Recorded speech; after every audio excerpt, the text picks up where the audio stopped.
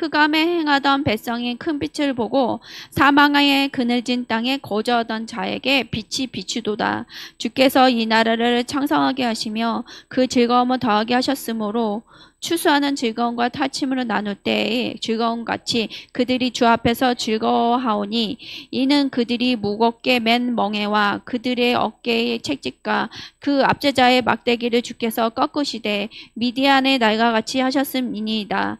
어지러이 싸우는 군인들의 신과 피 묻은 겉옷이 불의 섭같이 살라지리니 이는 한 아기가 우리에게 낳고 한 아들을 우리에게 주신 바 되었는데 그의 어깨에는 정사를 메었고 그의 이름은 기묘자라 모사라 전능하신 하나님이라 영존하신 아버지라 평강의 왕이라 할 것임이라. 아멘. 내일이면 이제 성탄절입니다. 성탄절이 되면 크리스천들만 선물을 사지 않더라고요. 일반 예수님을 믿지 않는 자들도 이제 사랑하는 사람들에게 선물을 주고 백화점이나 이런 데 가면 굉장히 바쁘더라고요. 여러분이 기억하시는 가장 기억에 남는 성탄절 선물은 무엇입니까? 없다는 듯이 선물을 많이 주세요. 그러면 선물을 받을 수 있어요.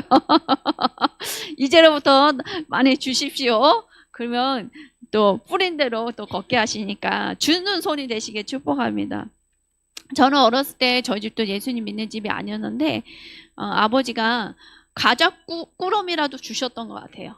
그리고 돈을 주시면서 먹고 싶은 거 다 이렇게 과자 같은 거 사라 해서 크리스마스 이브 때는 그런 거 먹고 뭐 이렇게 즐겁게 보냈던 기억이 납니다. 그래서 이 성탄절은 가족들과 사랑하는 사람들이 서로 사랑하는 마음을 나눌 수 있는 귀한 복된 날입니다.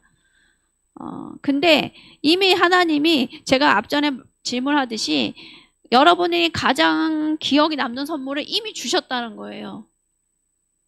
세상에 어떤 것보다 비교할 수 있는 가장 놀랍고 존귀한 선물을 이미 주셨다는 거죠. 누구죠? 예수님, 그쵸? 2000년 전에 이미 주셨어요. 그래서 우리가 감사할 수 있는 거고, 비록 사랑하는 내 남편이 내가 원하는 선물을 사줄지 않을징정 이미 받았으므로 감사하고 또 도려 줄 수 있는 거죠.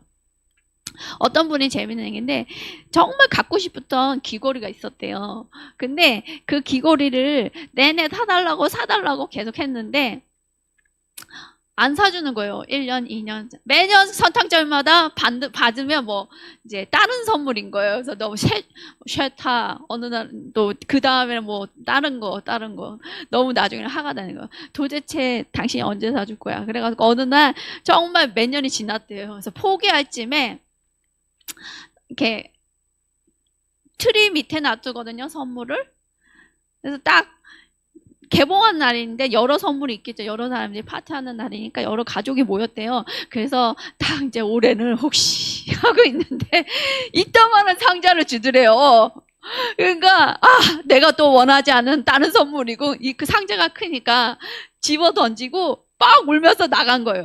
그랬더니 남아있는 가족들이 너무 뭔 일이야? 선물을 받고 왜 울면서 나가 그랬대요. 나중에 돌아와서 보니까 1시간 동안 바깥에 막 다녔대요. 속상해서 도대체 내 남편은 내가 원하는 걸 사줘야 되는데 왜 안 사주나. 1시간이 지나고 나서 하루 좀 풀고 들어왔대요. 근데 또 왔는데 남편이 굳이 열어봐 하더래요, 상자를. 근데 열어봤더니 뭐죠? 열어봤더니 또 상자야. 상자가 크니까 상자. 근데 결국 이만한 상자가 있는데 거기에 이제 귀걸이가 있었다는 얘기입니다. 자, 이게 왜 말씀을 드리냐? 우리의 삶 속에 어떤 내가 원하는 선물을 바라는 것들이 있고요. 또 그게 합당하지 않으면 감사하지 못할 때가 많아요. 근데 예수님은 그런 걸 초월하시는 분이라는 거죠. 이미 주어졌기 때문에 나한테 있기 때문에 인지하지 않고 감사하지 못할 때가 너무 많다는 거예요. 그래서 비록 예수님이 이때 태어나신 건 아니지만 성탄절이라는 어떤 이런 절기를 주셔서 예수님이 어떠한 선물인지 어떠한 선물을 이미 받았는지를 우리가 기억하고 감사하라고 하시는 것 같습니다. 오늘 본문이 이사야서 9장은 인류의 구세주가 어린아이의 모습으로 나올 것을 예언한 내용입니다. 말씀을 이거 보면요, 어린아이로 올 거래요. 성인된 모습이 아니라 어린아이라는 거죠. 또한 마태복음에서 마태는요 2절을 인용해서 얘기를 해요. 2절이 뭐죠?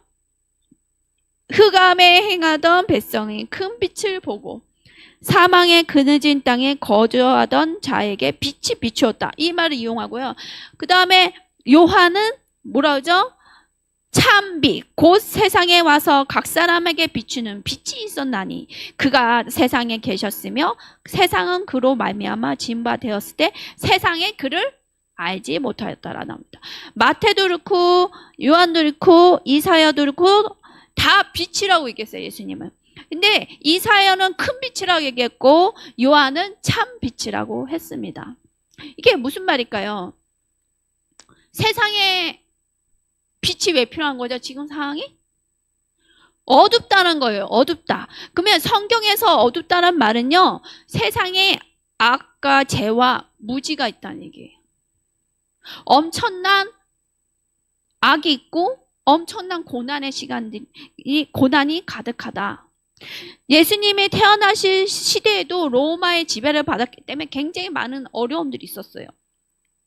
그리고 지금도 전 세계는 전쟁, 기근, 그리고 각종 폭력과 다양한 범죄들이 새로운 범죄들이 계속 나온 것들을 우리가 보고 있습니다. 그렇죠? 이사야는 얘기합니다. 흑암에 있다. 무슨 얘기일까요? 악과 고난을 치유할 방도를 찾을 길이 없다는 게 흑암에 있다. 그냥 어둠이 아니라 어떻게 아주 어두워서 어떻게 이거를 돌파해 나가야 될까? 이 고난을 어떻게 치유할 방도로 어떻게 나가야 될까? 방법을 모르는 상태를 흑암이라고 얘기해요. 그렇기 때문에 이 흑암 가운데 큰 빛이 필요하다고 합니다. 근데 왜 흑암에 있었는지에 대해서 이사야서 8장에 나와요. 9장에 갑자기 흑암이 온 게 아니라 8장에 이사야서 8장에 9장에 흑암 가운데 백성들이 있을 수밖에 없는 이유가 나옵니다. 그 끝절에 나오는데요. 그게 무슨 말이냐? 8장 19절, 20절 이런 데 보면요. 사람들이 하나님을 대신해서 신접한 자, 그 다음에 마술사에게 어떻게 해야 되는지 물어보고 있대요. 신접한 자가 뭐예요? 요새 말로? 무당, 주술사. 마술사니까 주술사죠. 이런 거 하나님께 물어보지 않고 어떤 신기가 있는 우상숭배하는 그런 사람들한테 가서 물어본다는 거죠. 그래서 뒤에 보니까 이스라엘 사람들이 그렇게 하나님을 물어보지 않고 다른 우상숭배자들에게 물어보고 그러므로 이 땅이 어떻게 됐냐고 나오면요. 이게 말이 좀 슬퍼요. 이 땅으로 헤맨대요. 갈 바를 모르는 거예요. 어두워졌으니까. 헤매며 공고하며 굶주리게 될 것이다. 가난하게 되는 거예요. 그 다음에 일어나는 일은 그래서 사람들이 땅을 굽어보아도 땅을 이렇게 내려다 보아도 환난과 흑암과 고통의 흑암뿐이라. 주님을 찾지 않는 자들의 모습이에요. 헤매게 되고 갈 바를 모르고 환난과 고난 가운데 계속 있다는 거예요. 고통만 있다. 사람들이 이 어두운 흑암 가운데 어떻게 돌파하려고 막 노력을 하고 자신의 자원이나 어떤 땅에서의 어떤 해결을 보려고 보지만 돌파구를 찾을 수 없는 상태. 어떤 문제에 대해서 전문가를 만나고 싶고 어떤 신비주의자들, 요새 말로 신비주의자들, 무속인들, 도사들, 스님들, 학자들에게 해법을 찾으라고 하지만 답을 찾을 수 없다는 거예요. 이때만 그랬을까요? 지금도 마찬가지예요. 이 세상의 모든 문제들이 아주 심각한 상황입니다. 이렇게 비록 세상이 어둡고 희망이 없는 데지만 주님이 큰 빛으로 오셨다는 거예요. 큰 빛이시고 참빛인 예수님만이 온 세계를 구원하실 수 있고 해결책이 되신다는 거예요. 아멘? 우리가 그거를 믿고 우리의 삶에 적용했을 때 우리 안에 주님의 빛이 찬란하게 나오는 거고 교회가 그 빛을 바라고 세상이 변화되게 되는 거예요. 근데 나의 개인의 삶 속에서부터 예수님이 큰 빛이요, 참 빛이요, 내가 그 빛을 따라가리라. 이런 삶이 적용이 안 되면 우리 안에 빛이 호롱불같이 희미할 수 있다는 거예요. 4절에 봅시다. 예수님께서 흑암과 사망의 그늘에 앉아있는 사람들에게 어떤 일을 하시냐? 무거운 멍에와 어깨의 채찍과 앞제자의 막대기를 꺾으신답니다. 이게 무슨 얘기죠? 노예 생활이 쉬웠을까요? 노예들이 보통 묶여 있잖아요. 멍에 아시죠? 소 멍에 같은 걸 메고 있고 어깨에 또 채찍도 맞고 앞제자의 막대기가 있는데 그거를 하나님 꺾으신다는 거예요. 우리가 어떤 죄와 마귀에게 포로되었던 것들, 또 억눌렸던 부분 가운데 예수님이 오셔서 복음으로 구원하시고 자유를 주실 거라고 예언을 하고 있는 거예요, 이사야가. 이미 이사야는 그걸 본 거고 기록을 한 거죠. 그러면 지금도 동일하게 역사가 일어난 거예요. 예수님이 이미 오셨으니까. 여러분들의 어떤 멍에가 있습니까? 가난의 멍에가 있습니까? 질병의 멍에가 있습니까? 뭐 여러 가지 있을 수 있죠. 하나님이 다 꺾어주신다는 거예요. 예수님이 십자가에 죽으심으로 그 멍에를 꺾으신다. 멍에를 메고 있으면 가벼울까요? 고통이 있고 압박이 있어요. 하나님이 예수님이 해방시켜 주셨다는 거예요. 여러분들한테 참 자유를 주시고 생명을 주셨다는 거예요. 6절에 이어서 보면요. 한 아기가 태어난다는 거예요. 이 멍에를 깨트려 줄 아이. 한 아기가 우리에게 낳고, 이게 무슨 말일까요? 낳고, 말씀을 잘 보십시오. 9절에 보면요. 9절이 아니냐, 6절.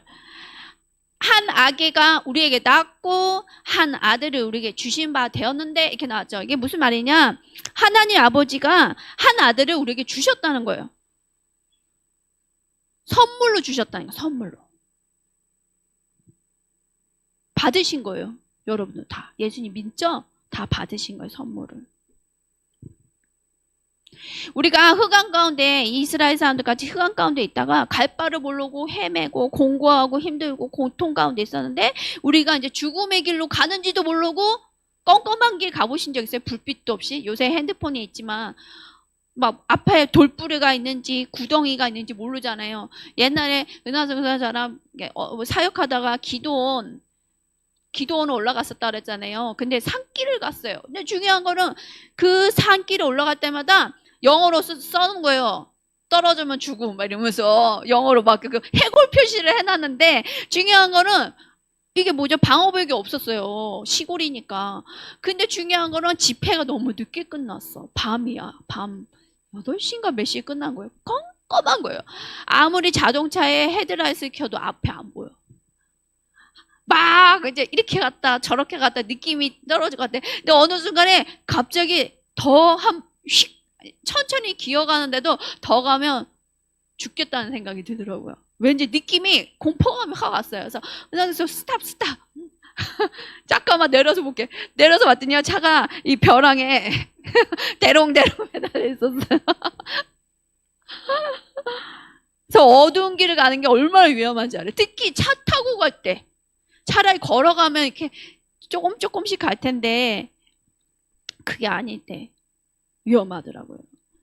우리의 삶도 똑같아요. 빛이 없으면 안 됩니다. 이 아기에게 하나님이 어떤 이름인지 알려주세요. 5가지 이름이 있습니다. 뭐죠? 네. 기묘자, 모사, 전능하신 하나님, 영존하신 아버지, 평강의 왕이라는 거예요. 아기 이름이 아주 놀라워요. 그렇죠? 이름이 뭐 전보희 아니면 뭐 누구 아름이 뭐 이렇게 이쁘게 짓잖아요, 요새. 그렇죠? 근데 이름이 아주 이게 하나님 이름이에요. 그렇죠? 보통 인간이 받을 수 없는 이름을 주고 있는 거예요. 그래서 이름 뜻을 아는 게 굉장히 중요합니다. 기묘자라는 뜻은 뭐냐? 이 예수님이 아주 놀랍고 아름다우시다는 뜻이에요. 놀랍다는 걸 보면 인간의 이성과 지식으로 판단할 수 없는 오직 하나님만 하실 수 있는 일을 하는 분이다. 그게 예수님이라는 거예요. 기묘자다. 예수님이 인간이세요. 그래서 인간의 작은 몸으로 오셔서 우리와 같이 그 작은 자궁에 들어가시고 자라나셨었어야 되세요. 그래서 모든 사람들의 지병, 고난, 어둠의 역사를 아신다는 거죠. 어려움을 아신다는 거예요. 그래서 우리와 같은 처지가 되셨다. 놀랍지 않아요? 우리와 같은 처지가 되셨다는 게 큰 위로예요. 하나님이 만약에 예수님이 계속 보좌에만 계셨으면 여러분들의 인생에 있는 질병과 고통에 대해서 과연 다 이해하실까 하는 의구심이 들 거예요. 그렇죠? 공감이 안 되는데 예수님이 진짜 낮고 낮은 데로 오신 거죠. 그리고 부유하지 않았던 집안이에요. 예수님이 정말 자발적으로 오셨죠. 하나님 아버지가 보내주시기도 했지만 자발적으로 오셨다는 거예요. 이 모든 일이 기묘하다, 놀랍다는 거예요. 자, 모사라는 뜻은 뭐냐? 영어로 그 상담자라는 뜻이에요. 예수님이 여러분들 좋은 상담자라는 거예요. 우리가 어려움이 있으면 요새 상담 많이 가죠. 옛날엔 그러지 않지만 요새 많이 가더라고요. 큰 어려움은 지나갈 때가 인생사에 있을 수 있죠. 큰 어려움. 그때 나 혼자서 꿍꿍꿍 거릴 때도 있지만 똑같은 일을 겪었던 사람을 만났을 때 여러분들 위로받았던 적 있지 않습니까? 여러분이 겪은 일을 상대방도 경험해봐서 아니까 공감이 되잖아요. 그것만 들어주고 이렇게 얘기만 해도 많은 위로가 됩니다. 예수님이 정말 아기로 태어나시고 마리아에게 있는 젖을 먹을 수밖에 없는 작은 몸이셨고 사춘기도 지나갔어야 되세요. 여러분들 사춘기 편하게 지나가셨어요? 아닌 사람도 있더라고요. 사춘기도 지나가고 그 다음에 아버지가 일찍 돌아가셨다는 얘기가 있어요. 또 돌아가셨는데 중요한 거는 동생들이 많았어요. 그러면 어머니와 동생들을 돌봐야 됐어요. 근데 그걸로 끝나는 게 아니에요. 나중에 주님이 하나님의 일을 해야 된다 해서 진짜 공생의 생활을 했을 때 3년 동안 정말 사랑하는 자들과 함께 먹고 자고 3년 동안 생활을 해요. 기적을 일으키십니다. 근데 그 많지도 않은 제자들이 어떻게 되죠? 최고 중요하고 최고 슬픔의 장소? 진짜 중요한 예수님이 오신 목적을 할 때 다 흩어집니다. 최고 중요한 순간에 여러분의 최고 어떤 돌파를 넘어서서 여러분의 어떤 부르심 영역에 들어갈 때 상승이면 좋겠지만 완전히 낮추시거든요. 그때 나와 누구와 함께 하는 자가 있냐? 이게 중요한 거예요. 세상 사람은 날 몰라도 누군 날 알아? 주님이 아시죠? 임마누엘 주님이 계시는 위로가 되죠. 근데 배신을 당하셨다는 거예요, 예수님.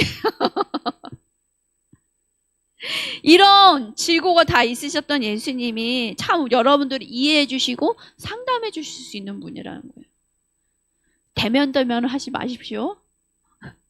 주님께 위로를 받으려면 어떻게 하죠? 아예 위로해 주시겠지 이거 아니에요. 정말 주님하고 앉아서 기다려 보세요. 하늘로부터 내려오는 위로와 말씀들이 들리기 시작해요. 여러분들이 시간은 공간을 안 만들으니까 잘 모르는. 또 얘기를 합니다. 예수님 이름이 전능하신 하나님, 영존하신 아버지라 합니다. 이 영존한다는 얘기는 창조주라는 얘기예요. 예수님이 삼위일체 하나님이심으로 하나님 아버지를 이 세상에 보여주실 분이라는 거예요. 누가? 예수님이 하나님 아버지가 누군지를 보여주실 분이라는 거예요. 요한복음 14장 9절에 꼭 얘기해요. 예수께서 가라사대 빌립아 내가 이렇게 오래 너희와 함께 있을 때 내가 나를 알지 못하느냐? 나를 본 자는 아버지를 보았거늘 어찌하여 아버지를 보이라 하느냐? 예수님이 오신 목적은 아버지 하나님을 나타내기 위함인 거예요. 그래서 여러분들이 예수님을 계속 바라보고 말씀을 통해서 만나잖아요. 하나님 아버지를 만나는 거예요. 제가 그랬어요. 처음에는 예수님을 만나고 예수님하고 교제하다 보니까 제 안에 아버지에 대해서 왜곡된 게 너무 많이 나오기 시작하는 거예요. 누구 아버지? 육신의 아버지. 우리 아버지는 좀 그런데 이상하다 하면서 점점 이제 예수님 통해서 하나님 아버지의 넓은 사랑, 사람의 사랑으로 이해 안 되는 사랑들을 참으심, 인내, 우리 아버지 참을성 없으셨거든요. 근데 참을성도 정말 많으시고, 그러면서 아버지에 대한 왜곡된 것들이 많이 치유가 됐습니다. 그래서 여러분들 예수님 집중하세요. 아멘. 아버지에 대한 상처들을 하나님 치유해 주실 거예요. 마지막으로 5번째 이름이 뭐죠? 평강의 왕. 온 세상에 평강을 주시는 왕이시라는 거예요. 예수님이 십자가에서 이 땅의 모든 죄와 사망과 저주를 가져온 사탄의 권세를 멸하기 위해서 오셨다는 거예요. 그 사탄의 권세를 멸하시고 여러분들에게 참된 평화와 안식을 주셨다는 거예요. 여러분들이 이거를 이미 오셨으므로 평강의 왕이십니다 하면서 선포를 하면서 나가는 게 영적 전쟁입니다. 긴가민가? 아닙니다. 또 예수님께서 오셔서 하나님과 아버지와 화목해 하셨어요. 그래서 우리 마음이 어떻게 된다? 화평이 오는 거예요.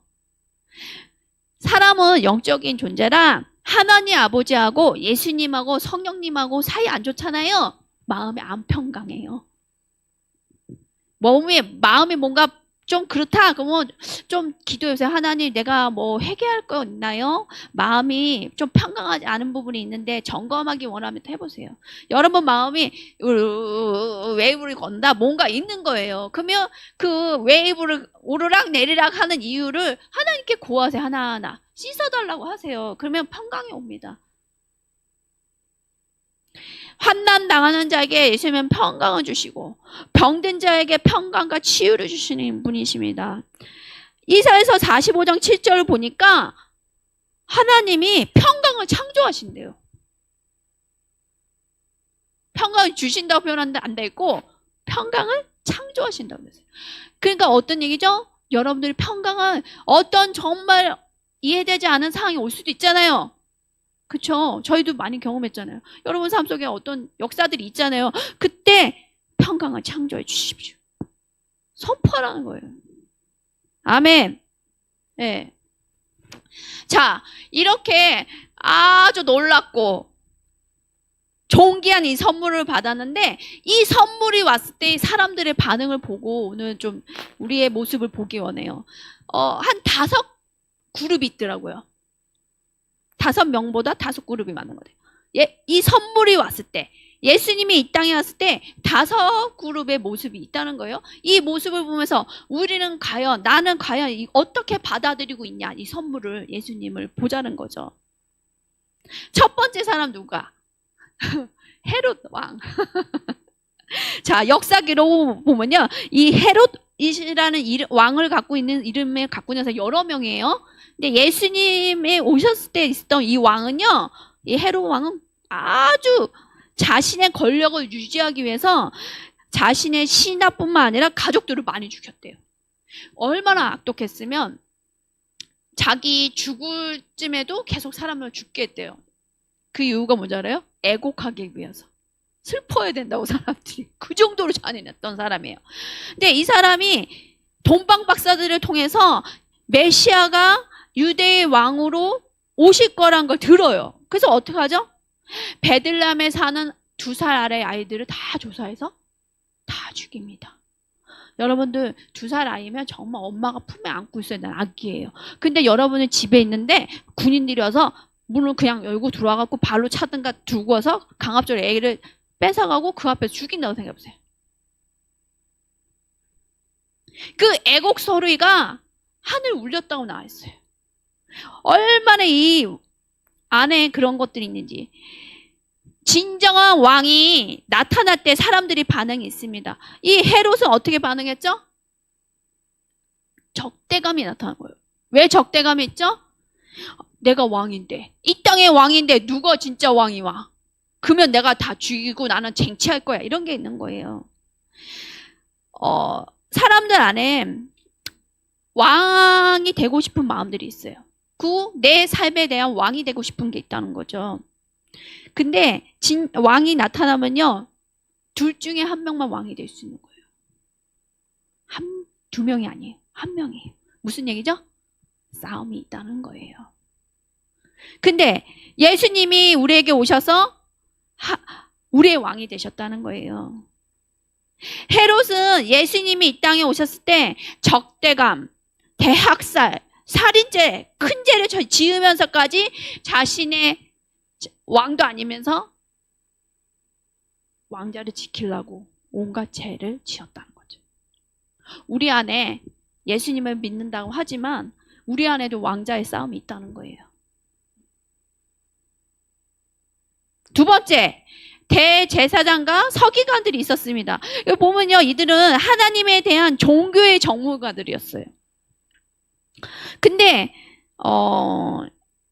이 현실에 타협점이 많아요, 이 사람들이. 정치 권력자들하고 타협하고 자신의 어떤 부나 이런 것들을 안정을 누리기 원했어요. 근데 성경은 또 잘 알았어요. 그래서 얘기하죠. 헤롯이 어디서 태어난다고 예언이 있느냐? 어디라고요? 미가서 말씀대로 베들레헴에서 태어날 거로 유대 왕이 예언이 되어 있네요. 얘기를 하잖아요. 성경을 알아요. 근데 영의 눈이 어두워서 예수님이 메시아로 오실 거를 모르는 거예요. 세 번째 사람, 마리아입니다. 자, 마리아는 약혼한 상태였어요. 근데 아이를 출산할 것이라고 천사의 계시를 받습니다. 자, 결혼을 안 한 처녀가 임신을 했다는 것은 혼전 순결을 잃었다는 얘기예요. 그러면 이 유대 문화는 가부장적 문화가 강했는데 종교적이고, 그러면 처녀가 임신했다는 거는 세상 사람들이 핍박을 당하고 손가락질을 당할 수 있는 위기라는 거예요. 그 다음에 수치의 순간이 앞으로 펼쳐질 거라는 거죠. 뭐냐, 요셉이 이 여자 순결하지 않네 하면서 결혼을 파할 수도 있는 거고, 그 다음에 이 아이를 사생아로 키워야 되는 거예요. 지금이야 뭐 그런 분들도 있지만 여기가 몇천 년 전이고 유대 문화라는 거 굉장히 가부장적인 강한 나라인데 이거를 이 15이라고 추측을 하거든요. 여러분들이 15을 상상해 보세요. 여러분들이 15인데 너 그냥 아들 임신해갖고 낳아서 키워야 돼. 지금 시대가 아니에요. 지금 시대가 지금이야 뭐 고등학생들도 아이를 낳는 그런 시대지만 이게 정말 여러분들이 생각하는 위기를 넘어서는 도전이에요. 도전. 근데 그 도전을 누가 해요 지금? 하나님이 하시는 거예요. 그럴 때 마리아의 반응을 봅시다. 마리아가 자신이 성령의 능력으로 잉태해서 아들을 낳을 것인데 이 아들이 그냥 아들이 아니야. 이게 또 이 계시가 또 어마무시해. 다윗의 왕위를 영원히 이을 자다. 여러분들이 유대인이에요. 그 다음에 이렇게 다윗 가문의 여자거든요. 그러면 이 계시를 받았을 때 가벼웠을까요? 다윗의 가문 왕위를 영원히 유지하가 내 뱃속에 나온다고? 굉장히 생각해야 될 것들이 많다는 거예요, 마리아가. 근데 그런 내용이 안 나와요. 읽어보세요. 마리아가 계산을 하였더라 이렇게 나와 있어요. 원래는 마리아가 이 얘기를 듣고 생각하더라 이런 식으로 나왔는데 원어 뜻은요, 회개하다는 뜻이래요. 회개 아시죠? 금액, 회개. 막 이렇게 생각을 해본 거예요. 이게 손실이 날 거냐 아니면 정말 어려워질 것이냐 뭐 이런 것들을 깊이 생각을 했다는 거예요. 근데 이 마리아가 이렇게 생각할 것들이 많을 수밖에 없는 상황 가운데 나 싫어요 이럴 수 있잖아요. 그렇죠? 나 감당 안 돼요. 근데 마리아 어떻게 해야죠? 주의 여종이 오니 말씀대로 이루어지옵소서 이렇게 얘기합니다. 여러분들 여종이라고 표현해요. 여종.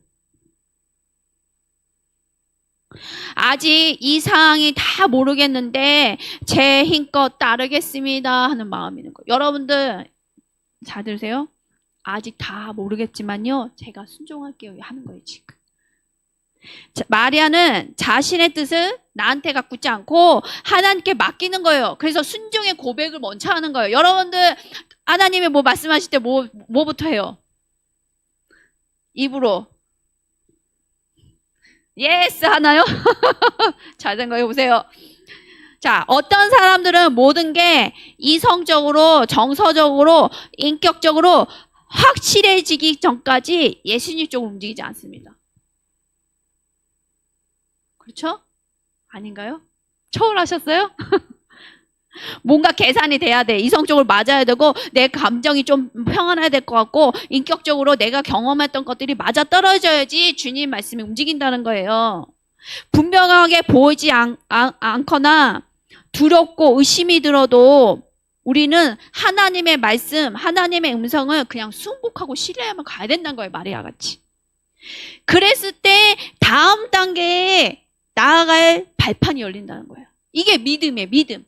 마리아를 통해서 볼 수 있는 거는 우리가 믿음을 어떻게 믿음에 반응을 하고 나아가야 되는지에 대해서 배우는 거예요. 우리를 위해서 자신의 생명을 다 바치신 예수님의 사랑과 헌신을 기억하면서 날마다 여러분에게 주신 음성, 지난날에 주셨던 약속의 말씀을 순복하면서 믿음으로 나가는 여러분들 되기를 축복합니다. 마리아 같이 반응하세요. 아멘. 좀 자신감이 없으신 것 같아. 자, 네 번째 사람들은 동방 박사들입니다. 자, 동방을 뭐라고 얘기하냐 학자들이 아라비아나 페르시아 이란 말을 하는 거예요. 애굽이나 인도로 보았대요. 동쪽에서 왔던 사람들. 이 사람들이 아주 특별한 별을 보고 왔어요. 베들레헴까지. 가까운 거리였을까요? 안 왔다는 거예요. 근데 이 별이 초대교회 교부들은 얘기하기를 천사였다고 얘기를 해요. 근데 저는 이게 동의가 돼요. 왜냐면 별이 늘 나타나지 않아요. 말씀 보니까 나타났다가 별이 갑자기 사라져. 어디에서? 예루살렘에 왔더니 별이 사라져요. 그러더니 헤롯이 초대를 해요. 근데 이 사람들의 행렬이 요란했던 것 같아. 베들레헴에 그냥 영화나 이런 데 3명이나 나오지만 3명이 아닐 수 있거든요. 행렬이 딱 헤롯이 왕궁에서 알 정도로 드러났던 거예요. 외국에서 누가 왔구나 할 정도로. 그러니까 소문이 들었으니까 헤롯이 자신의 왕궁을 불렀던 거죠. 너희가 어디서 왔냐? 왜 왔냐 물어보잖아요. 그랬더니 유대의 왕이 태어날 것을 별을 보고 따라왔다. 그러면 이 별을 보고 따라왔다는 얘기는 뭐냐? 더운 나라에서 왔기 때문에 낮에는 가만히 있고 밤에는 별을 보고 따라왔다는 거예요. 결코 가까운 거리가 아니었다. 여러분들 이 동방박사를 배워야 돼요. 왜냐면 이들은요 다른 이유 없어요. 무슨 이유 때문에 왔대요? 뭐하러 왔대요? 왕위를 쟁탈하기 위해서? 아니 이 왕을 죽이러 왔대요? 말씀 보세요. 경배하기 위해서 왔습니다. 뭐예요? 요새 말로 예배하기 위해서 왔다는 거예요. 이들은 정말 왕한테 어떻게 경배를 해야 되는지 아는 자였던 거예요. 예배자들이었던 거예요. 아기 예수님, 이제 막 배에서 태어난 아기를 보기 위해서 먼 거리를 죽음을 위해 무릅쓰고 먼 길을 찾아오는 헌신된 자들이었다. 여러분들 우리 성도도 집이 다 멀어요. 그래서 애석한데 이 동방박사도 그런 헌신이 있었다는 거예요. 그 열정. 참으로 하나님 예배하기 위해서는 내가 만나야 되겠다는 결단과 헌신이 있었다는 거예요. 그래서 여러분들 참된 경우는요. 경배는 또 이런 헌신도 있지만 두 번째 예물이라는 게 있어요. 이들이 그냥 왔나요? 이 당시 최고 귀하게 여기는 예물인 황금, 유황, 몰약을 예수님께 드립니다. 요새로식으로 하면 헌금이겠죠. 주님이 말씀하세요. 물질 있는 곳에 내 마음이 있다. 여러분들의 물질을 받는 게 아니라 예물을 통해서 뭘 받으시는 거예요? 마음을 받으시는 거예요. 그래서 늘 얘기하죠. 예물을 드릴 때 헌금 띡 하지 말라고. 여러분들의 아무 생각 없이 헌금을 해. 그건 뭐죠? 아무 생각 없는 헌금이고 그게. 그래서 기도하시고 보내세요. 보내더라도 마음이 있어요. 거기. 근데 불편한 마음이 있어. 그러면 뭐죠? 불편한 마음이 가는 거예요. 기뻐하고 감사한 마음이 들 때 헌금을 하십시오. 자, 그러면 동방박사가 드린 3가지 예물의 뜻을 좀 알려드릴게요. 이거를 좀 잘 기억해 보시고 여러분에게 적용하기 원해요. 자, 황금은 물뜻을 타나 예수님의 왕권을 뜻해요. 이 옛날 동방시대에는요. 왕 앞에 나갈 때 그냥 나가지 않았대요. 두 가지 방법으로 늘 왕 앞에 아련을 했는데, 첫 번째 엎드려 경배를 하고요. 왕 앞에 나갈 때 이 당시에. 두 번째 헌금을 꼭 바쳤대요. 왕 앞에. 뜻은 뭐냐? 당신은 왕 중에 왕입니다 하는 뜻으로 헌금을 드렸대요. 그 마음의 고백이 담겨져 있었다는 거예요. 그래서 이들이 헌금을 주님께, 예수님, 어린 아기 예수님께 드렸다는 뜻은, 예수님은 우리의 왕이시며 온 세상의 왕이십니다 하고 드렸다는 거예요. 그냥 아유 나중에 나중에 잘할 때 쓰시오 이 의미가 아니라는 거예요. 이 헌금의 뜻이 아주 놀라요. 근데 금에 세 가지 속성이 있대요. 첫 번째 으뜸성, 불변성, 보배성이 있는데, 이게 무슨 얘기냐? 이 돈방박스들이 예수님께 헌금을 드리면서 고백을 했던 거예요. 예수님은 왕 중에 왕으로 가장 으뜸이 되시는 분이고, 또 예수님은 영원히 변치 않고 우리를 지켜주고 보호해주실 분이며, 세 번째, 이 세상에 가장 귀한 것보다 더 존귀하고 귀한 보배이심이라는 고백인 거예요. 그러니까 예물 하나가 헌금이 그냥이 아니었다는 거예요. 돈방박사가 갖고 온 거는. 돈방박사가 예루살렘에 와서 샀을까요? 난 아니라고 봐요. 먼 데서, 거기 자기네 살았던 나라가 어느 나라인지 모르겠지만 거기서 최고 순전한 좋은 헌금을 싸갖고 왔을 것 같아요. 보니까 보배함에 넣어갖고 왔대요. 보배함에 이미 이렇게 조그마하지 않았대요. 실제로 이들이 드렸던 헌금과 유황과 몰약이 얼마나 가치가 많았으면 너무 부유하게 사실 수 있을 정도로 가치가 많은 양이었대요. 역사. 그래서 예수님이 결코 가난하지 않으셨다는 얘기예요. 근데 언제 썼는지는 알 수가 없죠.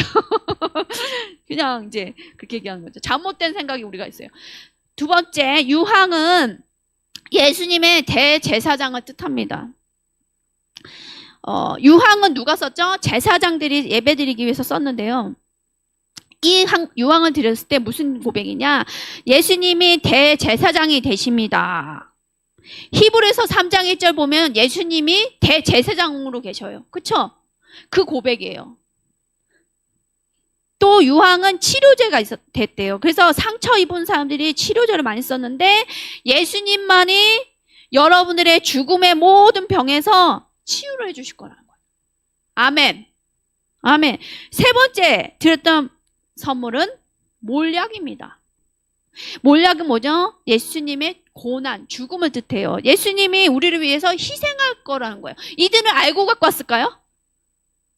몰랐을 것 같아요. 왜냐, 유황이나 몰약은 그 당시에 최고 귀한 것들이니까 갖고 왔을 텐데요. 몰약은 어느 때 썼냐? 죽은 사람들 썩지 말라고 발랐던 게 몰약이래요. 아주 귀해요. 우리도 몰약 있어요. 저 몰약 있어요. 저 기름? 무슨 얘기냐? 당신은 우리를 위하여 피 흘려 돌아가신 다음에 다시 살아나셔서 하늘에 올라가셨다가 다시 이 땅에 재림하실 거라는 거예요. 썩지 않냐고. 예수님 시체가 썩었다라고 말씀 보셨나요? 어떻게 됐어요? 예수님 돌아가시고 굴에 넣었는데 3일 만에 어떤 모습으로 나오세요? 얼마나 기존에 같이 제자로 3년 넘게 다녔던 막달레아 마리아조차도 알아보지 못할 정도로 너무 영광스러운 모습으로 나온 거예요. 그러니까 그 예수님을 보면서도 못 알아보잖아요, 처음에. 다른 모습인 거예요. 다른 모습. 예수님이 다시 오실 거예요. 우리를 위해서. 아멘? 이런 돈박박사는 정말 왕이 누군지 알았고 그 경배하기 위해서 헌신했으며 예물을 가장 귀한 것들을 갖고 와서 주님께 참된 경배를 했던 자들이. 자, 예수님이 오시는데 해독하고 반응이 완전히 다르죠. 이 기간에 여러분들 안에 헤롯도 찾아야 되고 여러분 안에 이런 마리아 같은 마음, 그다음에 돈방박사 같은 마음도 찾으셔야 돼요. 어쩌면 이런 사람도 있을 거예요.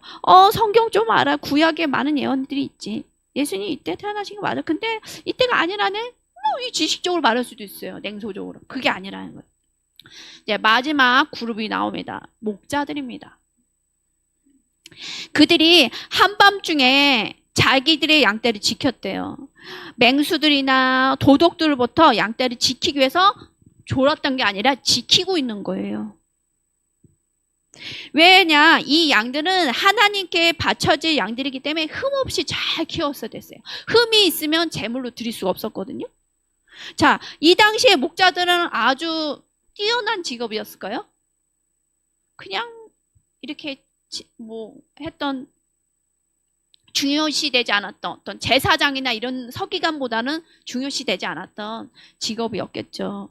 근데 이들은 잠을 자지 않았고 자기의 맡은 바, 나의 이 키우고 있는 양들이 하나님께 바칠 수 있을 거라는 그 뭐랄까 성실한 마음, 충성된 마음이 있었던 게 목자들이에요. 그러니까 이 탄생 소식을 대제사장도 아니고 헤롯도 아닌 이 목자들, 들판에 나와 있는 목자들한테 하나님이 천사들을 보내시잖아요. 천사가 와서 태어날 것이다. 뭐라고 했는지 볼까요, 우리? 같이 봐요. 누가복음 2장에 보니까요. 이 천사가 와서 얘기를 해요. 지극히 높은 곳에는 하나님께 영광이요, 땅에서는 하나님의 기뻐하신 사람들 중에 평화로다 했는데 이거를 노래를 불렀대요. 여러분들 이 노래가 얼마나 우렁차게 이 지역을 덮었을지 상상해보세요.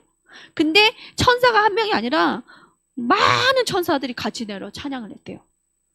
이 상상력을 키우세요. 예수님이 이 땅에 오신 거를 사람들은 환영하지 못했으나 부모님은 기대를 했겠죠. 그렇지만 하늘에선 난리가 난 거예요. 천사들은 난리가 난 거예요. 태초부터 계획하신 하나님이 인제 일어났구나.